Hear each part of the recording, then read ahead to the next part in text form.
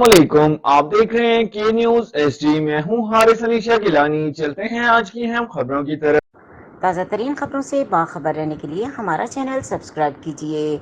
रुक करेंगे दादू का, जहां से रिपोर्ट करें हमारे नुमाइंदे सैयद सफ़ीर हुसैन नकवी। दादू अवाम फॉर्म के ऐलान पर सिविल सोसाइटी, सियासी मजहबी रहनुमाओं, शहरियों का मसाइल के हल के लिए एहतजाज।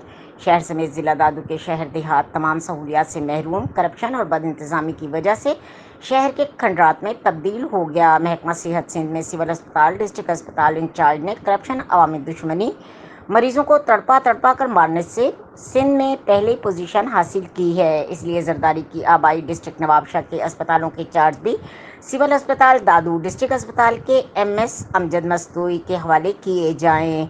अस्पतालों में इलाज मुआवजे की सहूलियात के अरबों रुपए के फंड की करप्शन की तहकीकात सिविल सोसाइटी, एडवोकेट की तंजीमों और अवामी फॉर्म के नुमाइंदों की निगरानी में कराई जाए। दादू डिस्ट्रिक्ट के सैलाब 2022 में तबाहशुदा इंफ्रास्ट्रक्चर अभी तक जूं का तूं है। अवाम बेयारों मददगार है। तहसीलों को डुबोने वाले एमएनवी ड्रेन को मजबूत नहीं किया गया।